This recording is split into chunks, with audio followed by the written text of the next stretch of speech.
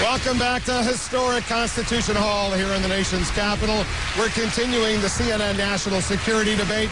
Let's go right to the audience. We have a question from the audience. Go ahead with your question.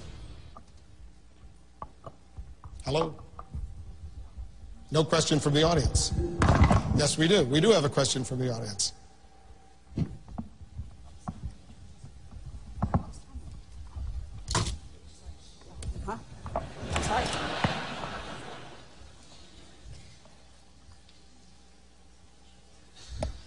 Here we go.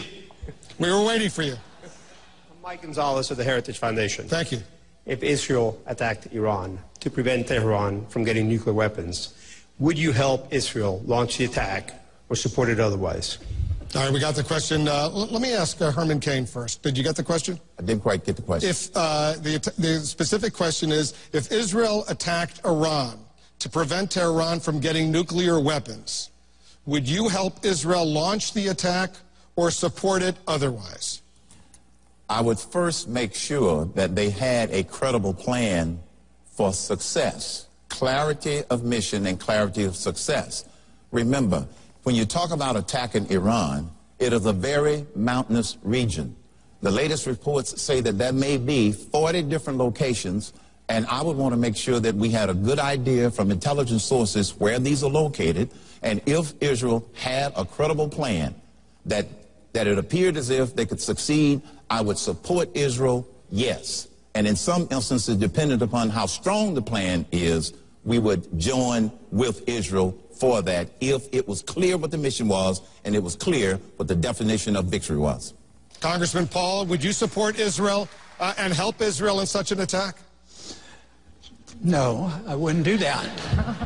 But there'd be good reasons, because I don't expect it to happen, because, you know, the Mossad leader that just retired said it would be the stupidest thing to do in the world. And it's a big argument over in Israel. They're not about to do this. They've just polled 40 major experts on foreign policy here by the National Journal. Now, one of them said there should be a unilateral attack on the sites in Iran.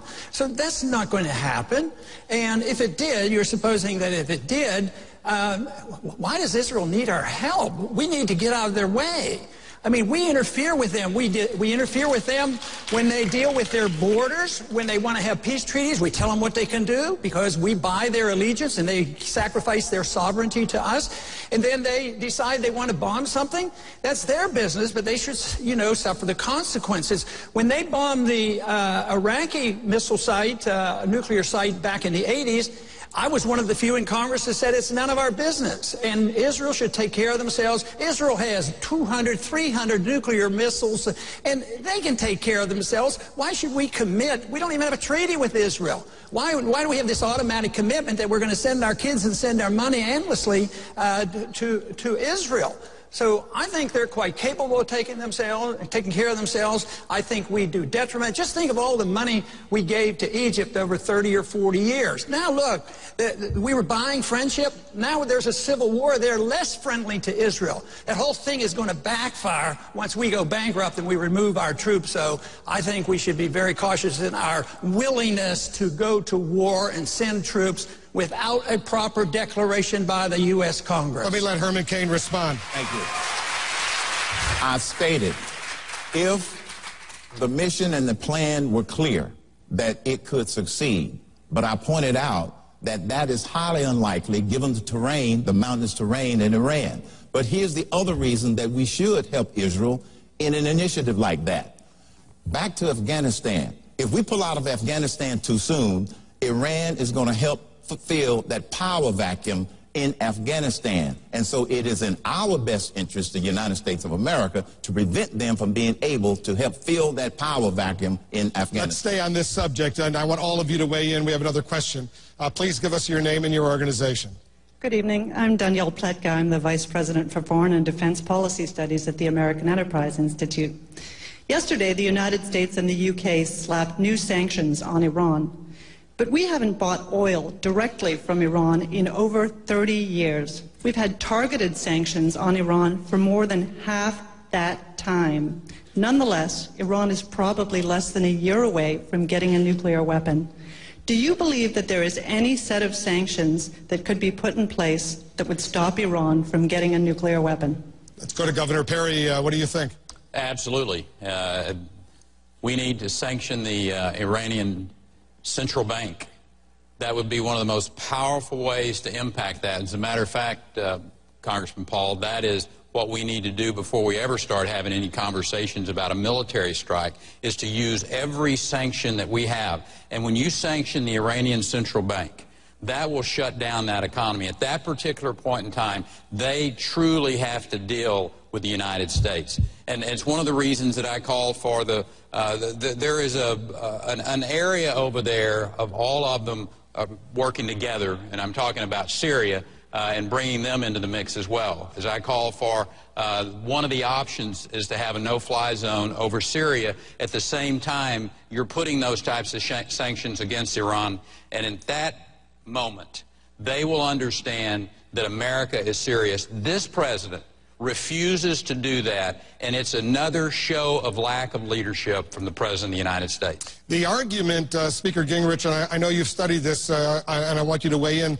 on the sanctioning of the Iranian central bank, is if you do that, for all practical purposes, it cuts off Iranian oil exports, 4 million barrels a day. The Europeans get a lot of that oil. They think their economy, if the price of gasoline skyrocketed, which it would be disastrous. That's why the pressure is on the U.S. not to impose those sanctions. What say you?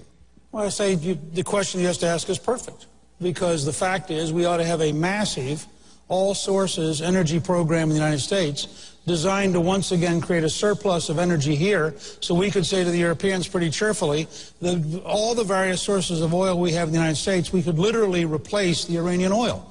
Now, that's how we won World War II. So I think you put your finger, Wolf, on you know, we all get sucked into these tactical discussions.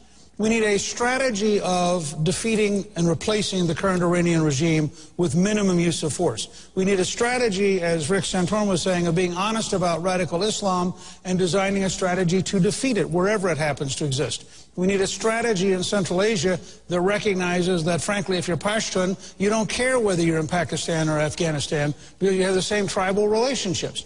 So we need to be much more strategic and less tactical in our discussion. But if we were serious, we could break the Iranian regime, I think, within a year, starting, candidly, with cutting off the gasoline supply to Iran and then, frankly, sabotaging the only refinery they have. But sanctions on the Iranian central bank now, is that a good idea or a bad idea? I think it's a good idea if you're serious about stopping them having nuclear weapons. I mean, I think replacing the regime before they get a nuclear weapon without a war beats replacing the regime with a war, which beats allowing them to have a nuclear weapon. Those are your three choices. I always, Congressman Bachmann to weigh in. Go ahead. I agree with all of that, and energy independence is something that President Obama certainly has avoided. But that's going to take many years. It will, but the president, almost every decision that the president has made since he came in has been one to put the United States in a position of unilateral disarmament, including the most recent decision he made to cancel the Keystone Pipeline. That would have not only created jobs, but it would have helped us in energy independence. But I want to go back to something. That's the fact. Why is it that we're talking about Israel having to make a strike against Iran? It's because Iran has announced they plan to strike Israel.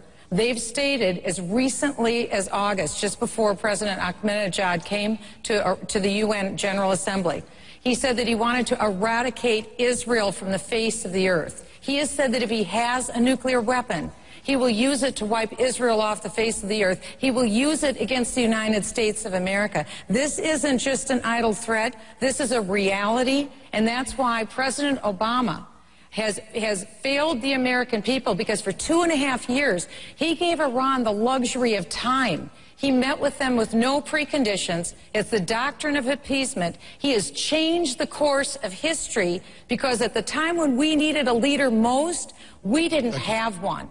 That's what I'll do differently as President of the United States. I'll leave. We're going to continue this, but we have another question from Paul Wolfowitz. Go ahead. My name is Paul Wolfowitz. I'm a visiting scholar at the American Enterprise Institute, and my question is about development assistance. Under George W. Bush, who was a conservative Republican, the United States spent billions of dollars to fight AIDS and malaria in Africa and elsewhere, and set up the Millennium Challenge Corporation to encourage governments of poor countries to pursue policies that promote economic growth and job creation. Do you believe those are still wise expenditures, or do you think that we can no longer afford them? Senator Santorum.